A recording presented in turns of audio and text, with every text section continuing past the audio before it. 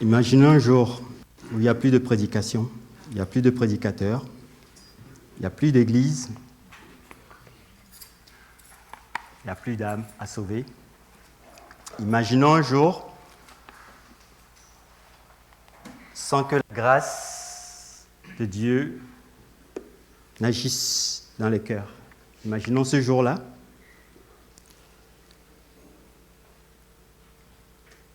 Je crois que ce sera un jour compliqué. Non seulement pour l'histoire de l'humanité, mais pour l'histoire tout court. L'évangile est combattu. Et il faut que le peuple de Dieu soit conscient du fait que l'évangile est combattu. L'évangile est combattu parce que le royaume de Dieu se prêche en puissance et en autorité. Et que, si nous considérons tout ce que Dieu nous dit ces derniers temps-ci, concernant son projet pour nous, son projet pour l'humanité, son projet de vie, Dieu dit, je ne souhaite pas que le méchant meure, mais qu'il se repente et qu'il ait la vie.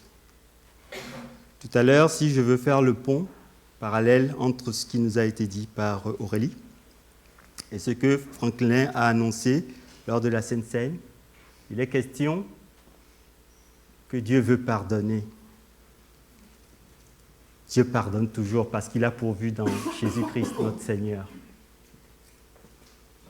Encore faut-il que celui ou celle qui est dans une situation compliquée soit suffisamment honnête et intègre et vienne à Dieu.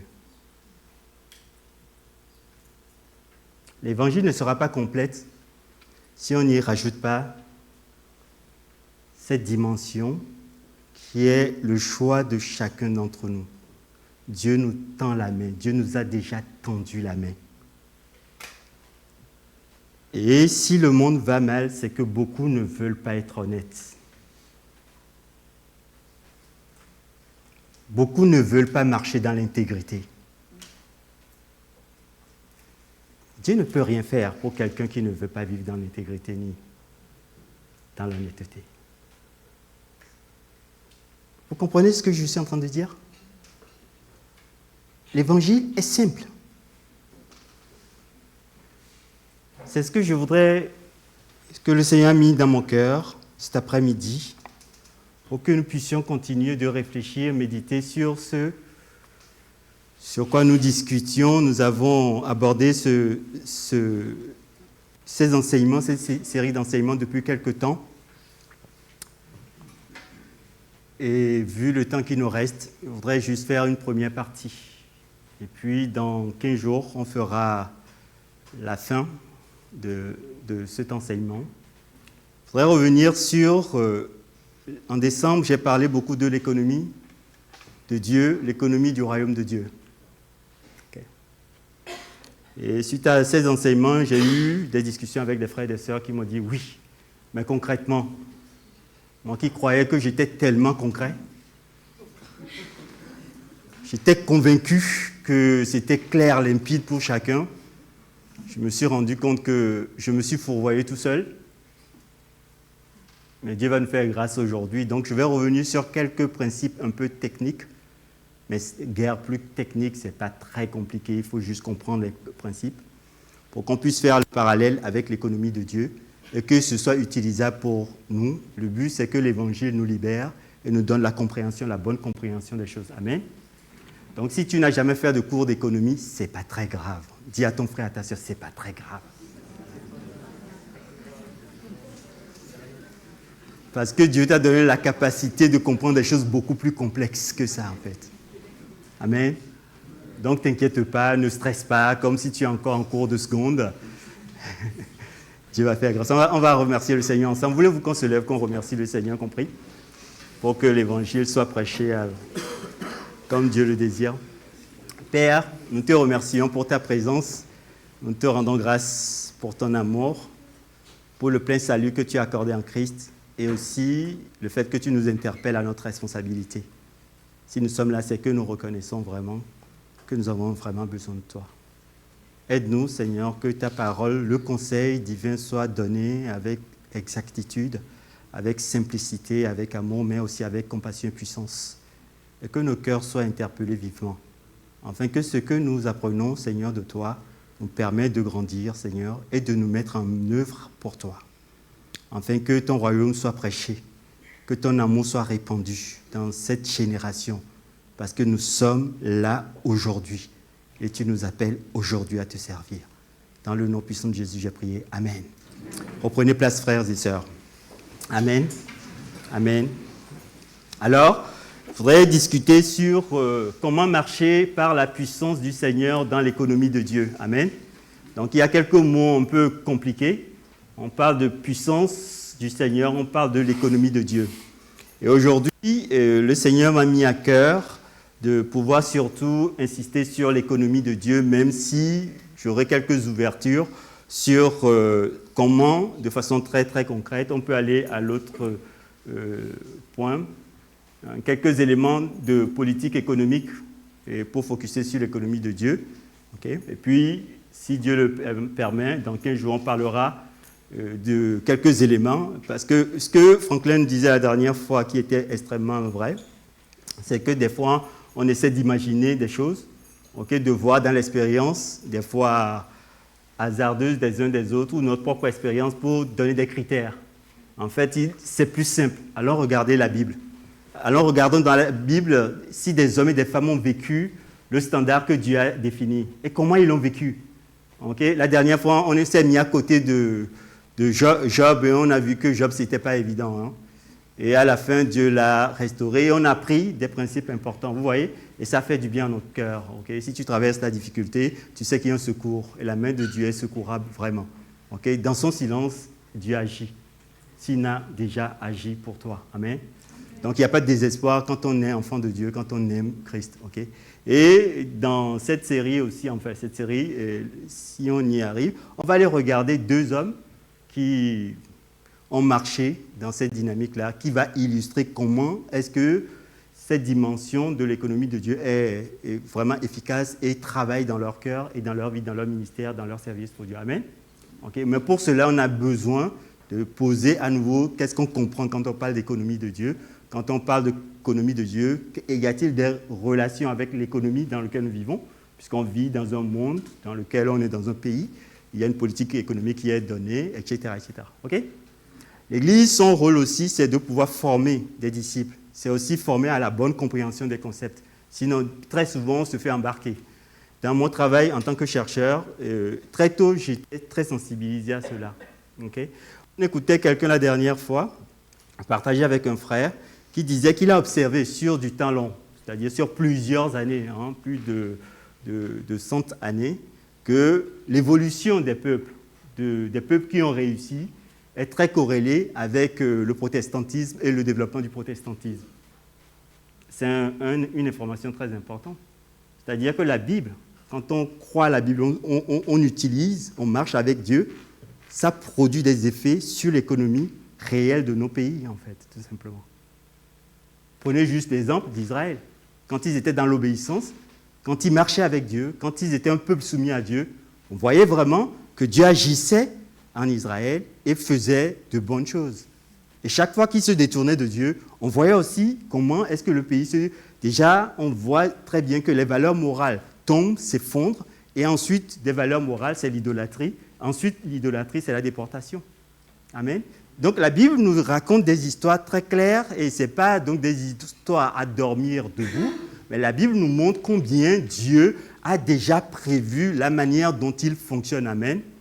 Quel que soit le sujet qui est le tien, quelle que soit la difficulté, sache que Dieu a déjà posé des principes. Donc, notre rôle, ensemble, collectivement, c'est de découvrir les principes de Dieu. Mieux vaut enseigner très clairement les principes de Dieu et les illustrer dans la parole de Dieu, de la vie d'hommes et de femmes qui l'ont vécu, pour pouvoir s'en approprier, que de raconter des histoires qui ne tiennent pas debout. Amen. L'Église a besoin à nouveau que l'Évangile soit prêché. L'Église a besoin à nouveau que l'Évangile soit annoncé dans la puissance du Saint-Esprit. Le Saint-Esprit n'est pas un esprit de confusion. Le Saint-Esprit n'est pas un esprit de mensonge. Le Saint-Esprit n'est pas un esprit qui dit la moitié des choses. Le Saint-Esprit nous révèle le Père. Et il nous révèle le Père à travers du Fils. Et dans le Fils, le Père a déjà parlé. Amen. Nous connaissons ces choses-là. Est-ce que nous les pratiquons, ces choses? Est-ce que nous sommes vigilants par rapport à ces choses? Si ce n'est pas le cas, toujours, nous devons nous repentir. Repentir, c'est de changer de chemin. Nous devons faire la bifurcation qui est nécessaire et revenir au cœur de l'enseignement biblique. Amen. Je le dis parce que c'est important. C'est un message important et les messages que nous entendons doivent percuter nos cœurs.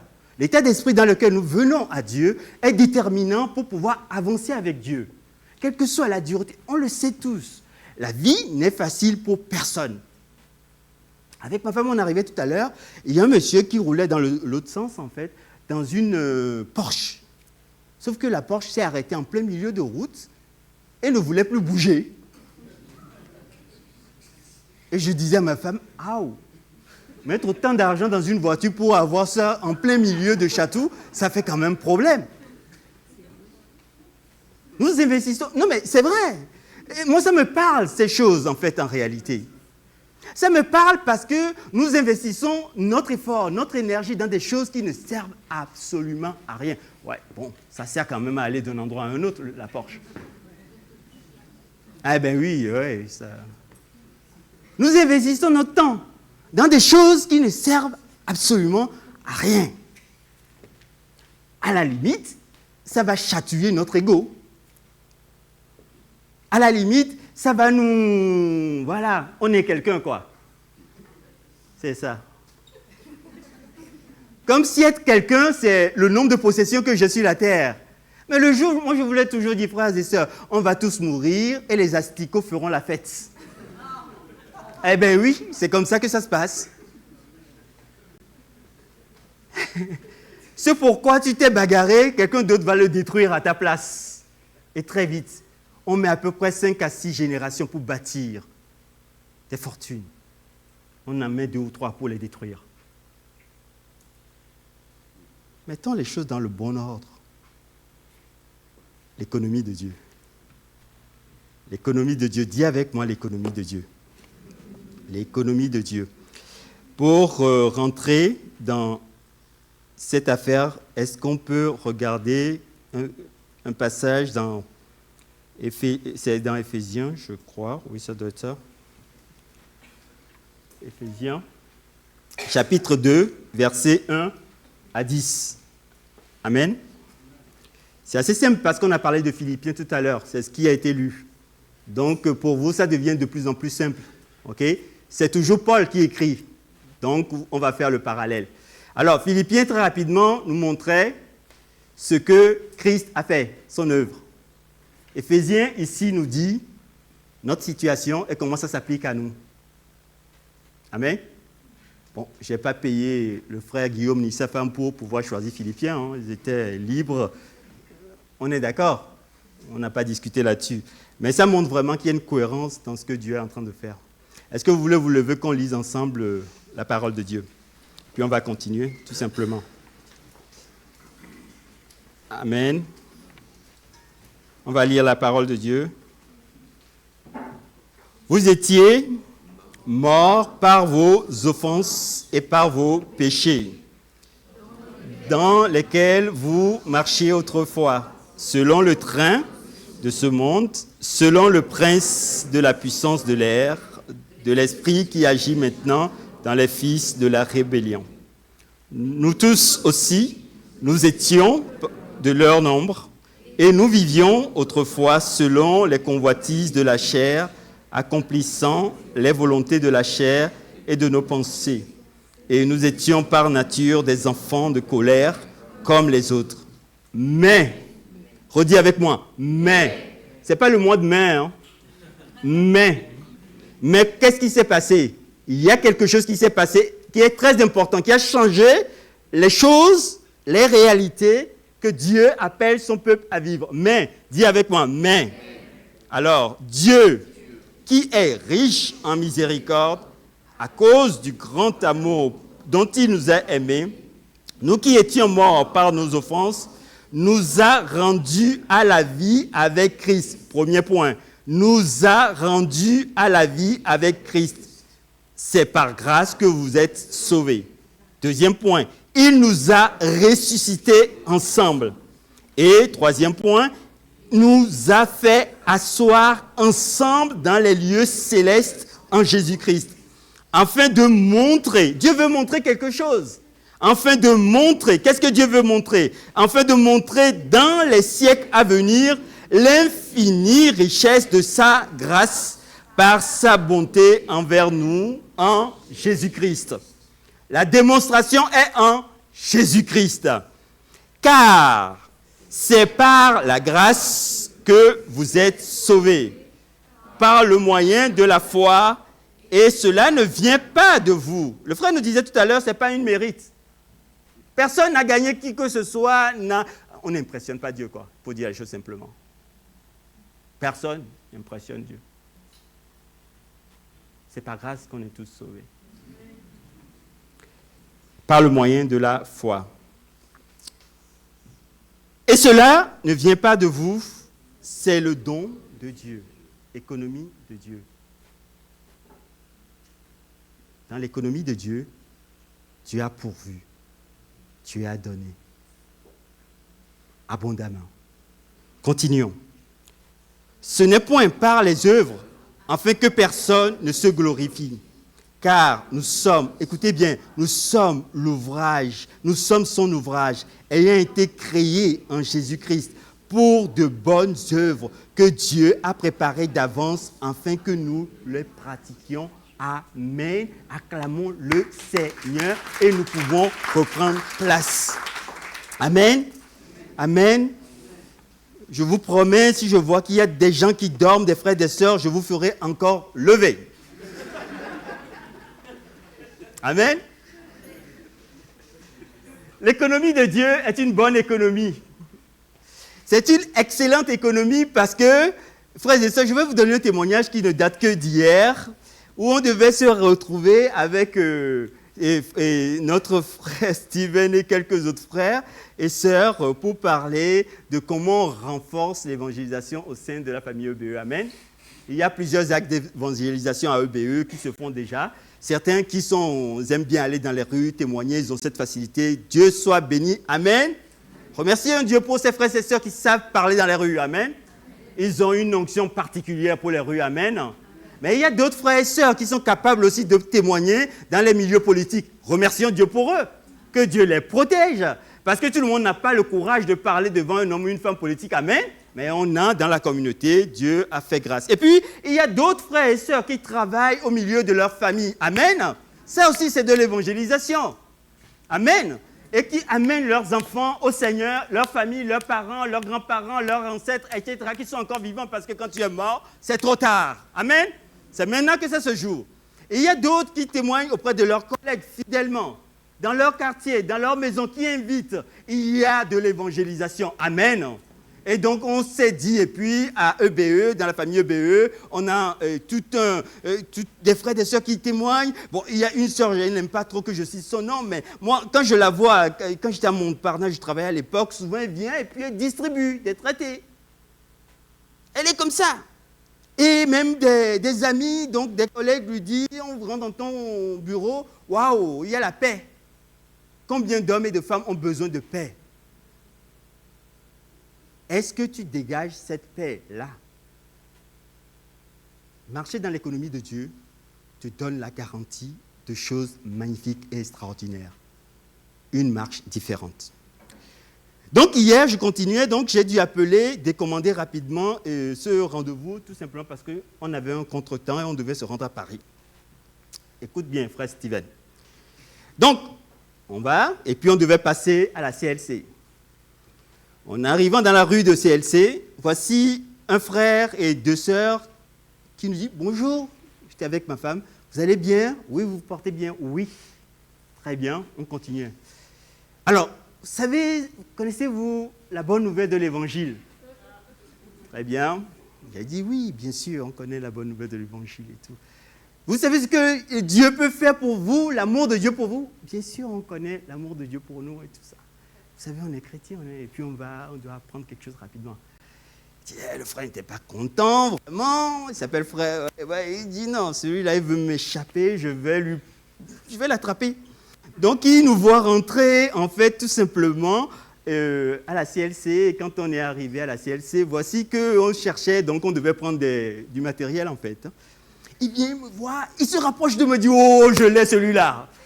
Oh, je vais lui faire un guet-apens pentecôtiste, évangélique et baptiste. Voilà, comme ça on cite tout le monde. Et donc il vient me voir et il me dit, est-ce que je sais le commandement que le Seigneur a donné, le plus grand commandement de la parole de Dieu? Et je lui ai dit, ben oui, la Bible dit que tu aimeras Dieu de tout ton cœur, de tout ton amour, de toutes tes pensées, etc. Et tu aimeras ton prochain comme toi-même. Amen. On connaît, non? Eh oui, on est de la même école, hein? Il me dit non! Le commandement du Seigneur, c'est allez, faites des nations des disciples. Toi, tu as payé des gens.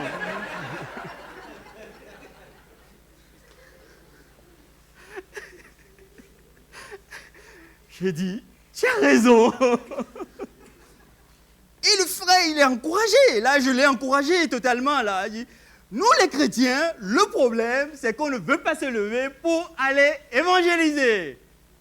On préfère les séries B américaines que d'aller évangéliser et témoigner de la bonne nouvelle. Donc, je l'écoute, et puis, voilà. Donc, je lui ai dit, mon frère, ok, tout ce que tu dis, je suis d'accord. Mais dis, nous, les chrétiens, tous les chrétiens, tu exagères quand même. Là, c'est de l'extrapolation évangélique que tu me fais. Donc, ce que je vous ai dit tout à l'heure, je lui ai dit.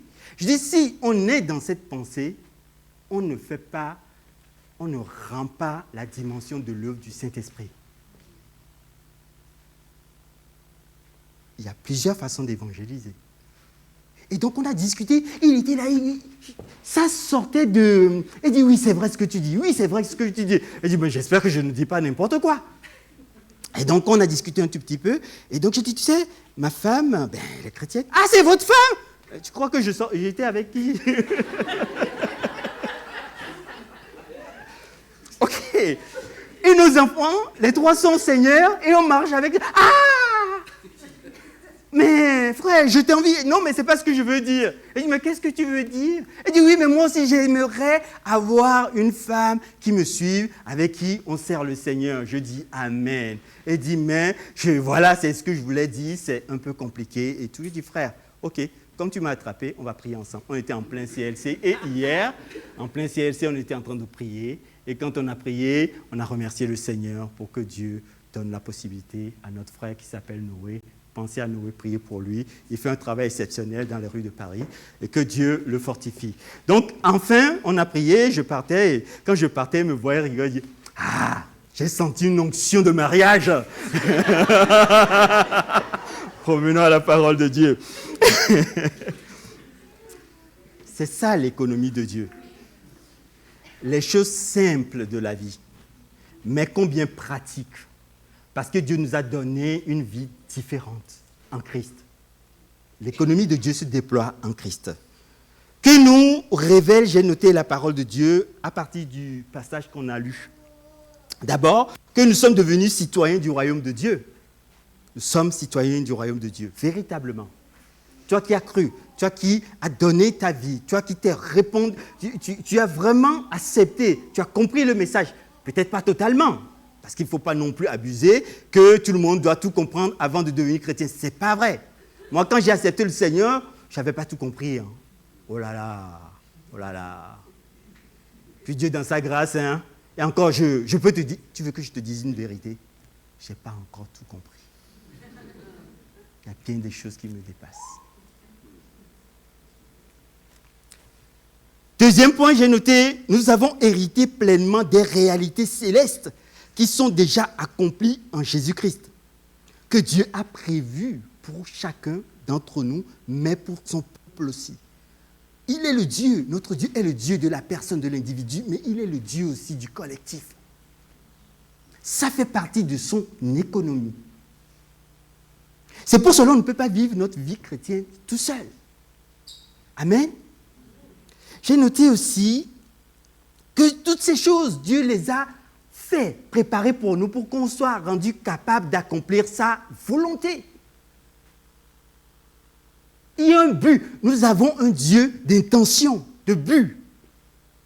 J'ai noté qu'afin que nous puissions marcher dans la dispensation de l'économie du royaume de Dieu, notre Père, le Seigneur nous a décrit Dieu comme étant notre Père.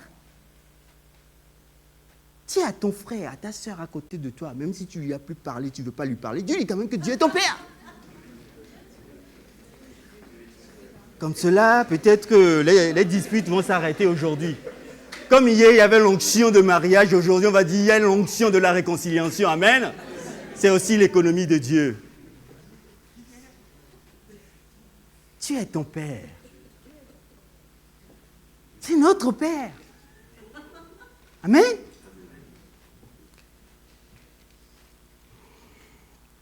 L'économie de Dieu, deuxième point que j'ai noté, c'est que pour la comprendre, c'est aussi comprendre ce qui se passe dans le visible, le naturel.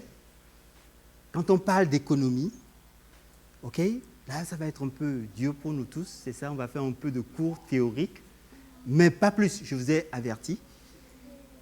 Et quand on regarde ce qu'on appelle les indicateurs macroéconomiques, un mot compliqué pour dire des choses simples, oui, parce que les savants aiment dire des choses compliquées pour justifier leur salaire. Mais quand on te l'explique, tu comprends, tu dis, mais je ne suis pas plus bête que qui que ce soit, tout simplement. Et les 4 indicateurs, j'en rajouterai 4 autres. Oui, parce que 4, ça ne suffit pas.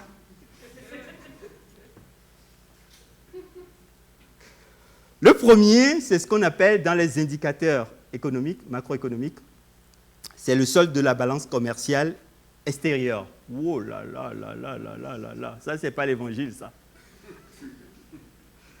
Tout simplement, c'est quand un pays fonctionne, il produit, il va vendre à d'autres et de temps en temps, il achète aussi. Donc ce que tu vends doit être beaucoup plus important que ce que tu achètes. Sinon ta balance sera déséquilibrée. C'est simple. Bon, allez, je vais vous donner un exemple très simple. Quand vous êtes dans le rouge avec la banque, qu'est-ce que ça veut dire? Voilà, c'est ça. C'est clair, hein? Pardon. Ouais, vous comprenez ça, le langage. Je crois que j'aurais dû me fatiguer moins en faisant ça. Enfin, tout pays doit produire des biens et des services que je vends à d'autres pays, ok? Et j'achète aussi à d'autres pays. Par exemple, le pétrole, on a un problème, un gros problème, et c'est juste le pétrole coûte de plus en plus cher. Et ça vient diminuer en défaveur de notre balance. Donc, c'est pour cela qu'on a pris de l'inflation. Vous allez à Carrefour, moi avec ma femme, chaque fois qu'on sort de Carrefour, on dit « Ouh là là là là là là là là, c'est bon. » Mais comme il faut manger, on y retourne. OK? Vous voyez? Donc ça, c'est au niveau du pays, c'est comme ça que ça marche. Deuxième chose qu'on regarde en termes d'indicateurs, c'est la croissance économique. Alors, c'est quoi la croissance économique? Et on va le mesurer par le PIB, produit intérieur brut, mais retenez pas le PIB, dites PIB, c'est très bien, tout le monde le fait, personne ne comprend rien, mais bon, tout le monde dit, ah, ouais, la croissance du PIB. C'est en gros, chaque année, eh bien, je produis et tout ce que je produis doit augmenter. C'est la logique, ok? Si ça augmente, donc on dit il y a une croissance, donc quand il y a une croissance, donc on va pouvoir augmenter ton salaire. Ça te parle, c'est ça? Il n'y a pas de croissance, pas de salaire, hein? Ou bien on n'augmente pas, ok? Donc on regarde ça, c'est la productivité aussi du pays, et on compare les pays entre eux comme cela, ok? Pourquoi on va comparer? Parce que quand on va voir le ciel et tout ce qu'il y a, le royaume de Dieu, oh là là là là, mes amis, quand tu as peur, tu vas te dire, ça ne sert à rien d'avoir peur. Amen? Dis à ton frère, à ta soeur, ça ne sert à rien d'avoir peur. Et puis, j'ai parlé tout à l'heure. Certains le disent, ça sert. Eux-mêmes, ils tremblent, mais ils disent quand même, je le dis par la foi, amen. Ça aussi, c'est l'économie du royaume de Dieu, la foi. La foi pour s'approprier des réalités célestes, amen. Amen, amen. Bon, très bien. J'ai déjà parlé aussi du troisième indicateur qui est l'inflation. L'inflation, c'est que les prix augmentent de façon rapide, en fait.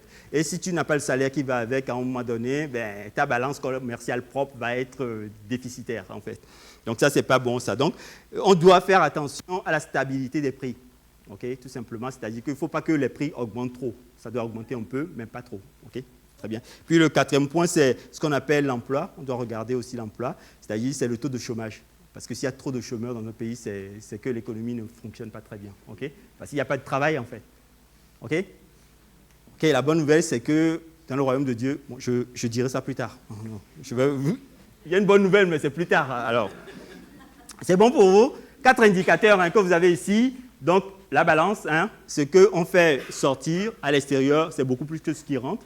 Ensuite, on doit faire attention à ce que les choses évoluent, qu'il y ait de la croissance. Okay, on doit faire attention à ce qu'il n'y ait pas les prix qui augmentent trop vite, trop rapidement. On doit faire attention aussi à ce que les gens travaillent. Okay, donc, il faut créer de l'entreprise, de l'industrie, tout un tas de choses, de services pour que les gens travaillent. Ensuite, ce que j'appelle, nous, dans notre jargon un peu, les lignes de force endogènes. C'est endogène, oubliez endogène. Okay. Donc, on va dire les lignes de force, ce qui va faire que moi, en tant que pays ou en tant que personne, je dois regarder de façon très importante. En tout cas, au niveau pays, c'est le déficit public. C'est la dette, en fait, tout simplement. Qu'est-ce qui génère la dette? La dette est générée par un certain nombre de choses. Les écoles, il faut les payer. Okay. Les autoroutes, il faut les entretenir, ou les routes, il faut les entretenir. Il y a des choses, il y a du régalien. Le régalien, c'est qu'il y a l'administration, il faut payer les fonctionnaires. C'est très bien, c'est important, parce qu'ils travaillent. Ouais, ils travaillent. Après, voilà, donc il faut payer, pour que le pays fonctionne correctement. On va regarder donc cela. Donc, normalement, pour pouvoir les payer, c'est les impôts et les taxes. Je sais, beaucoup disent je paie trop d'impôts, de taxes, mais c'est bien. Si nos enfants vont à l'école et que les conditions sont bien, c'est bien. C'est un bon pays. OK, il n'y a pas de souci. Donc, ensuite, les dépenses publiques, il faut les mettre sous contrôle. C'est toujours pareil. Avec ta banque, ce qui rentre, ce qui sort. Si tu dépenses plus que ce que tu gagnes, ça, ce n'est pas l'économie de Dieu. Tu rentres dessus dans le truc. OK? Des fois, on a des difficultés financières parce qu'on a une mauvaise gestion, tout simplement. Okay? Je suis pratique, très pratique, c'est l'évangile. Dieu ne veut pas qu'on ait une pression financière sur notre vie. Ce n'est pas correct. Parce que ça va générer tout un tas de sentiments, de dispositions qui ne sont pas correctes. Il y a des chrétiens qui vivent au-dessus de leurs moyens. Il faut le dire, ce n'est pas l'économie de Dieu. Il y a des chrétiens qui marchent parce qu'ils se sont fait séduire par la richesse du monde. Le fonctionnement du monde. Je ne dis pas que le chrétien doit être celui-là ou la chrétienne qui s'habille vraiment pas bien et qui est là et qui crase les murs et qui... Non, ce n'est pas ça. Mais je dois faire attention. C'est une bonne gestion. Et c'est la sagesse de Dieu. OK? Et la Bible dit ne devez rien à personne si ce n'est que l'amour. OK? Le chrétien, c'est celui aussi, la chrétienne, enfant de Dieu, qui reçoit, qui a reçu abondamment et qui peut bénir les autres. C'est ça l'économie de Dieu. Je ne peux bénir les autres que parce que moi, j'ai reçu aussi abondamment. Je sais, il y a des assemblées qui mettent la pression aux gens. Vous devez, la dîme, si tu ne paies pas la dîme à Dieu, ben, tu es un voleur et tout. Oh, frère, calme-toi. Non, moi, je suis libre là-dessus. Après, vous me mettez en prison si vous voulez, je n'ai aucun problème là-dessus. Je ressortirai de la prison de toute façon. Mais c'est déjà arrivé dans la Bible. Ça vous étonne? Et les murs vont... je ne sais pas si c'est les murs ou je ne sais pas quoi, mais je ressortirai. Voilà. Donc, je vous dis, mettre la pression aux chrétiens, et les chrétiens se retrouvent dépouillés. Ce n'est pas correct.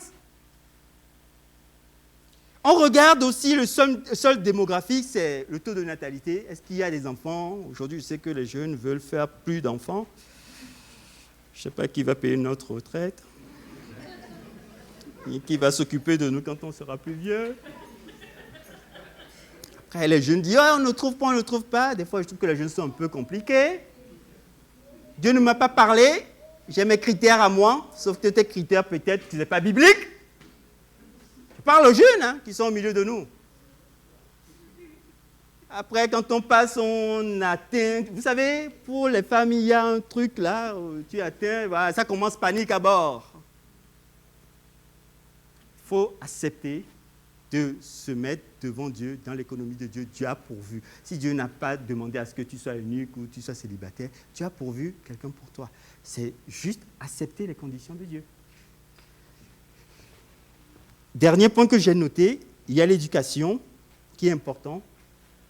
Et ensuite, la défense et la sécurité. OK ?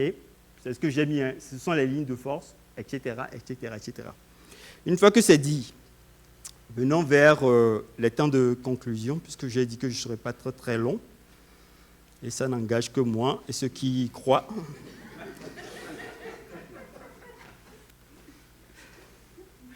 Comment ça se passe avec Dieu ? J'ai déjà commencé à vous donner quelques éléments de compréhension. D'abord, l'économie du royaume de Dieu se porte très bien. Pas de déficit budgétaire. Dans le royaume de Dieu, il n'y a pas de chômage.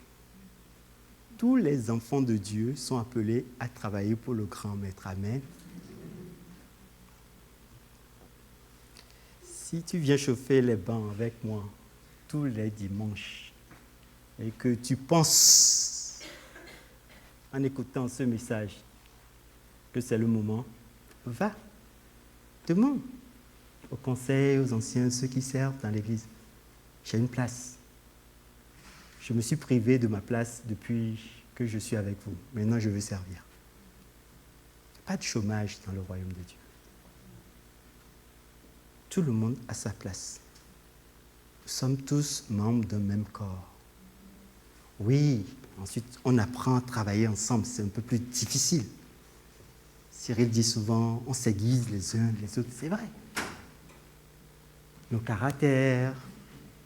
Mais le groupe, c'est le meilleur endroit où on apprend à grandir, à s'épanouir. Certains sont fâchés contre les églises. Certains sont fâchés contre Dieu à cause des églises. Certains sont vraiment blessés au fond d'eux. Ils ont besoin d'être guéris, restaurés, vraiment, par la puissance du Saint-Esprit dans l'économie de Dieu. De reprendre confiance. Certains ont été abusés par des autorités abusives dans l'Église. Certains ont été détruits par le mensonge, parce que certains n'enseignent plus l'Évangile, utilisent des techniques et des ruses. Paul en parlait déjà, je vous en avais parlé, et puis les frères en parlent. Et sache, frères et sœurs, sachez que le royaume de Dieu n'est pas en banqueroute comme beaucoup d'États. C'est en Christ que tout enfant de Dieu et tout croyant est au bénéfice de cette économie, l'économie de Dieu. Cette économie, elle est fondée sur la logique du bien commun et du bien-être, qui n'a rien à voir avec le développement personnel. Parce qu'avec ma femme et aussi nos frères avec qui on discute, de temps en temps, on va regarder un certain nombre de choses, je vous assure, il n'y a rien véritablement de biblique dans ce truc-là. Si ce n'est que ça ne me pose pas de problème. Et certains enseignements sont nuisibles à la foi chrétienne et détruisent la foi des chrétiens. C'est ça qui me pose problème, moi.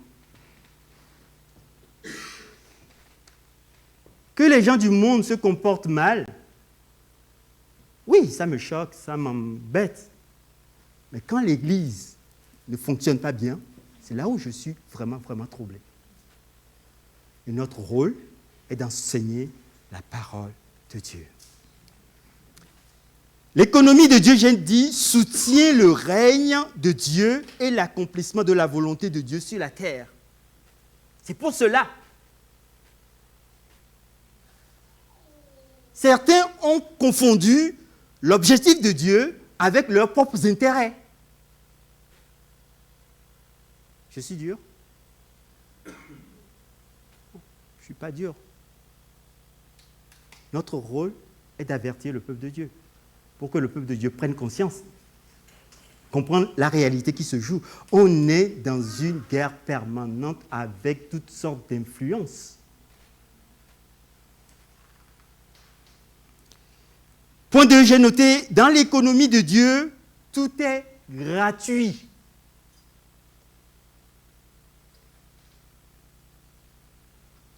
Le Seigneur a fait don de toutes choses à ceux qui croient en lui pour nous permettre d'accomplir sa volonté. Le Seigneur nous a donné l'autorité et la puissance pour agir en son nom gratuitement. Ce qui est impossible à faire humainement, le mandat par lequel nous agissons au nom du Seigneur, c'est parce qu'il nous l'a donné.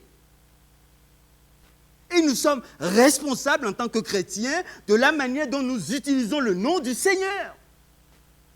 C'est l'économie de Dieu. Moi, j'aime mes frères, je n'ai pas de problème. J'aime mes sœurs, je n'ai pas de problème. Mais quand ça ne va pas, il faut le dire. On ne peut pas faire semblant et maintenir des systèmes qui ne marchent pas, frères et sœurs.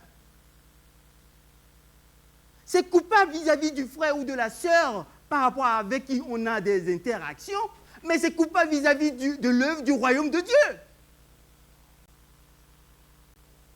Il y a des choses qui ne sont pas correctes, dignes des enfants de Dieu.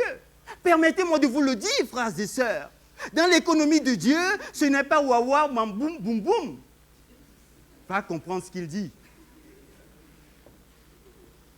Oui, je ne sais pas, c'est sorti comme ça. Je ne sais pas ce que c'est. En fait, vous direz, je ne sais pas. C'est pas n'importe quoi, quoi. Il y a de la rigueur dans l'économie de Dieu. Il y a une saine gestion dans l'économie de Dieu. Il y a de la prévision dans l'économie de Dieu. Il y a une bonne disposition d'état d'esprit. Sinon, on fait n'importe quoi. Et ne venons pas dire que Dieu nous a privés de quelque chose. Comme si les choix, c'est Dieu qui vient, il va nous forcer par la main. Viens, viens, viens. Et Dieu vient, il dit, toi là, tu ne vas pas faire autre chose que là. Viens là, viens là, viens là avec moi. Viens là, tu t'assois là. Et voilà, c'est bon. Dieu ne fonctionne pas comme ça. S'il n'est pas d'accord, la meilleure chose à faire pour lui, c'est de prier pour le frère et de laisser Dieu toucher son cœur et qu'il y ait une vraie transformation. Et c'est par la transformation qu'on est opérationnel dans l'économie de Dieu. Vous croyez, frères et sœurs, honnêtement, non mais tu peux retourner voir ta femme, oh là. Je suis désolé, sœur. Hein? Je te pardonne.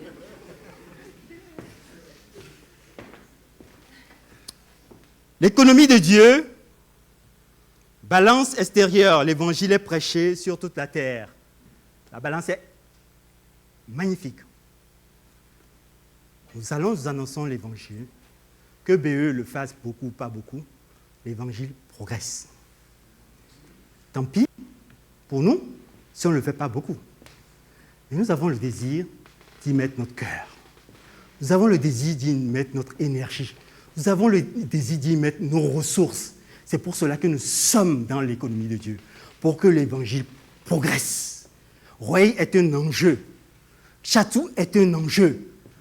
Toutes les villes autour sont des enjeux. Là où Dieu nous place, nous avons besoin d'annoncer l'évangile. L'évangile, la bonne nouvelle. Christ est mort, bien plus, ressuscité. Il y a de la croissance. Il y a de l'emploi, j'en ai déjà parlé. Il n'y a pas d'inflation dans l'économie de Dieu parce que Christ a déjà payé pour nous. Le solde démographique, c'est qu'il y a beaucoup de nouvelles naissances. Une église qui est en santé, c'est là où il y a des nouveaux convertis, de nouveaux baptisés. Si tu n'as pas encore passé, laissez-moi passer quelques messages. Tu ne vas pas attendre 40 ans pour dire je réfléchis si je vais me faire baptiser. Mais 40 ans? Mais qui te trompe? Et maintenant, quand le Seigneur nous touche, il faut agir maintenant. Pour plusieurs raisons. L'une des raisons, tu peux sortir de là, et une semaine plus tard, alors que tu es en train de dire à Dieu, non, moi, je dois régler encore, puis le business est bon, vous comprenez? On a toujours de bonnes raisons pour ne pas obéir à Dieu. Hein. Mais Dieu peut te... Voilà. Vous avez compris? Non? Ben, tu peux partir très vite. Sans jamais avoir la possibilité de te repentir. Amen. Mais je vous en supplie, frères et sœurs, amis, s'il y a encore des hommes et des femmes au milieu de nous, quelle que soit ta situation, cède devant le Seigneur. Cède devant son amour. Cède devant sa grâce. Repens-toi. Saisis-toi de la vie, l'apôtre Paul dira.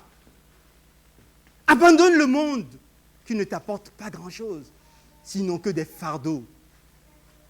Et marche en liberté d'enfant de Dieu, dans la prospérité de l'économie de Dieu. Amen. 3 autres points et puis on s'arrêtera là. Amen. Amen. La défense et la sécurité. Les saints anges de Dieu protègent le peuple de Dieu. Nous sommes un peuple protégé. Ça ne veut pas dire qu'il n'y a pas eu de martyrs. Ça ne veut pas dire qu'il n'y a pas des frères et des sœurs qui sont abusés. Mais nous sommes protégés. Et Dieu, ton Dieu, te protégera. Il est le secours de ta vie. Dans son économie, il ne t'abandonnera jamais. Jamais.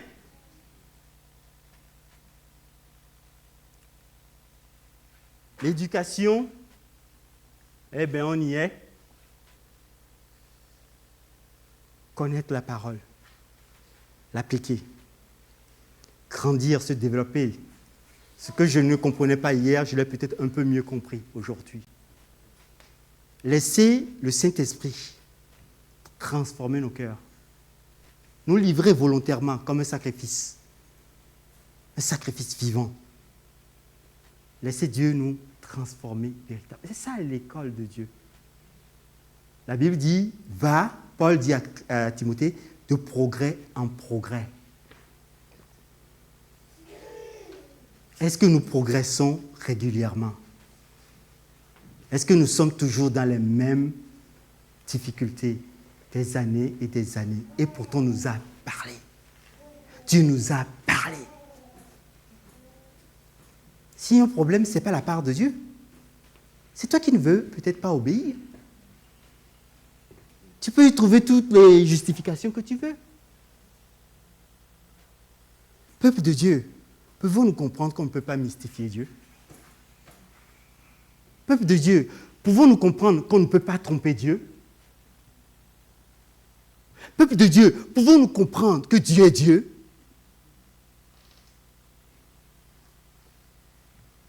Je finirai cette partie, puisqu'après on va voir comment ces choses se déploient dans la vie du chrétien, en disant des choses qu'on a déjà vues, que l'économie du royaume de Dieu se développe et se comprend dans la mort du Seigneur Jésus.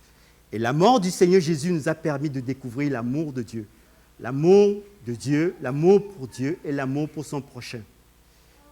Deuxième point, c'est que l'économie de Dieu se comprend aussi, se vit dans la résurrection du Seigneur Jésus-Christ. Nous découvrons le principe de la séparation et de la sanctification. Et c'est par la résurrection que Dieu nous a mis à part pour lui. Et je vous ai toujours dit, et les frères et les sœurs vous disent, nous ont toujours dit que nous ne nous appartenons pas nous-mêmes. Je ne prends pas mon corps, je ne suis pas une poubelle, je suis un corps qui habite le temple, qui est le temple du Saint-Esprit. Et ce que je fais, les actes que je pose, je dois m'assurer que c'est cohérent avec ce que Dieu veut de ma vie. Ce n'est pas toujours évident. Je l'admets. J'ai beaucoup de progrès à faire, comme toi. Nous l'admettons. Ah, vous me regardez, je l'admets. Oui, mais bon, fait. Pas tout seul, hein? Ah ben oui. Je vous ai dit intégrité et honnêteté. Et puis on avance. Vous voyez ce que je suis en train de dire? Dans la résurrection, Dieu nous a mis à part pour son service exclusif. C'est ça qui nous donne la possibilité de servir en tant que serviteur, servante de Dieu. Amen. Sans avoir honte de quoi que ce soit. Point 3, l'intronisation du Seigneur Jésus-Christ nous fait découvrir une réalité céleste. C'est là où on découvre le principe de la multiplication, et je l'ai dit l'année dernière, et de la reproduction. Je suis capable de parler à d'autres personnes et en faire des disciples qui marchent et qui sont opérationnels pour Dieu. Amen. Ceci nous arrive simplement, et si on prend le troisième principe, qui est l'intronisation. Quand je parle d'intronisation, je parle de l'élévation du Seigneur Jésus-Christ, son intronisation et sa glorification.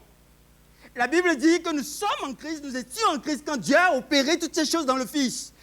Toi, nous sommes tous en Christ. C'est-à-dire que c'est un fait que Dieu a déjà établi. Donc, attention, frère. Attention.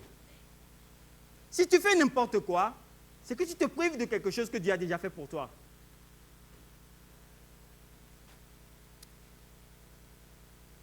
Ce troisième aspect nous place, la Bible dit, assis ensemble dans les lieux célestes en Jésus-Christ. On l'a lu tout à l'heure. Et quand tu es assis, tu reçois autorité et puissance pour exercer. Exercer à la fois ce que je suis en train de vous expliquer, à la fois le débordement spirituel et la multiplication. C'est ça, l'autre aspect du fruit dont nous parlait Franklin il y a quelque temps. Reproduction et multiplication. Je porte du fruit. Et je porte du fruit en abondance. Waouh! Ne pense pas à tes centaines d'euros qui manquent sur le compte. Ce n'est pas ça le fruit en abondance. Dieu pourvoira toujours à tes besoins. Nous prierons tout à l'heure pour ça. Que personne ne manque de rien au milieu du peuple de Dieu. Le débordement spirituel, la multiplication dans la vie du croyant est le résultat de l'économie de Dieu.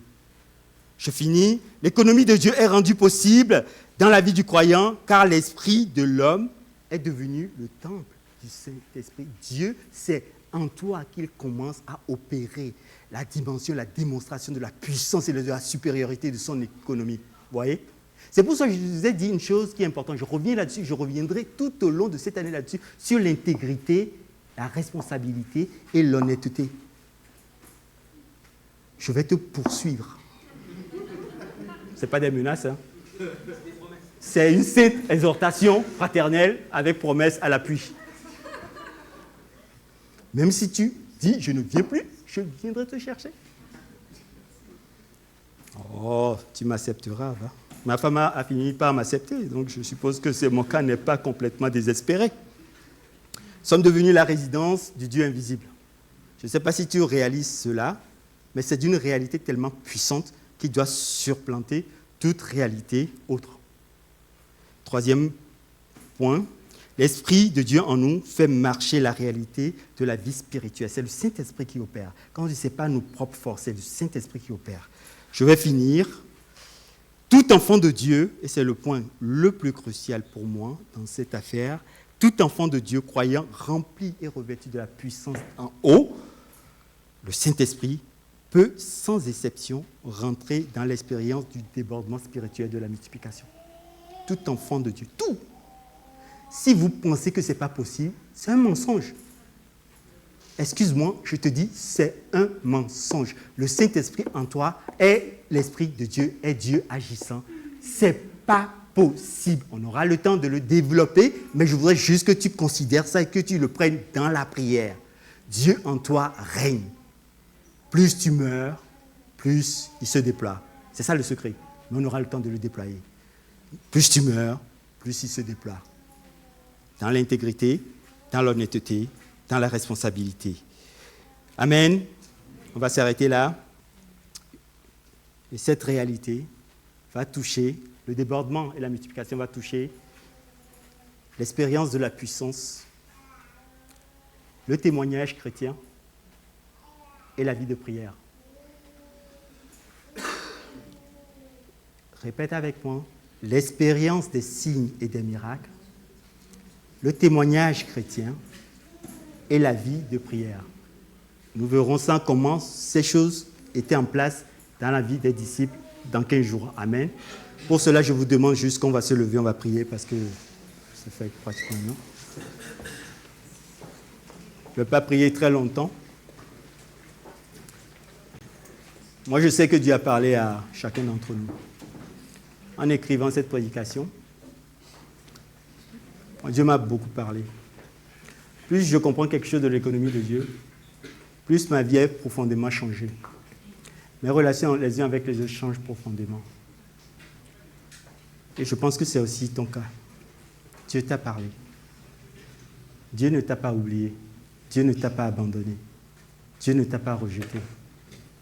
Dieu ne t'a pas maudit.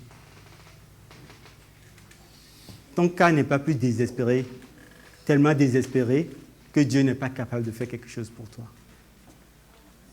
Dieu est Dieu. Dis avec moi, Dieu est Dieu. Dieu est souverain. Dieu est mon rocher. Dieu est celui qui me délivre. Dieu est celui qui me sauve. Dieu est celui qui pourvoit à tous mes besoins. Celui qui ne m'abandonne jamais. Celui qui ne m'abandonne jamais. Oh Seigneur, je te remercie. Seigneur, je te remercie. Chacun libre de prier maintenant selon la direction du Saint-Esprit. L'économie de Dieu, c'est la dispensation de l'Esprit de Dieu dans nos vies. La Bible dit que nous sommes devenus le temple du Saint-Esprit. Dieu, le Dieu Tout-Puissant, par son Esprit, habite en toi, frère, sœur. Alors, accueillons cette réalité comme notre réalité nouvelle. Oh Seigneur, nous te remercions. Oh Seigneur, nous te remercions. Déclare ton amour pour ton Dieu. Déclare ton allégeance pour ton Dieu. Il est ton Dieu parce qu'il est créateur, mais il est aussi ton Dieu et il est ton Père. Et il t'accueille comme son enfant. Il t'accueille tel que tu es. Mais il veut que tu sois intègre. Il te dit que je veux que la vérité demeure au fond de ton cœur. Je veux que tu marches dans l'intégrité. Mais tu n'es pas seul dans ce combat. Son esprit te soutient. Sa vie est en toi. Tu n'es plus mort, tu es vivant. Vivant pour le servir, lui. Ô Seigneur, recevons ce ministère. Recevons la paix et la joie du Seigneur. Recevons tout simplement par la foi. Merci Seigneur.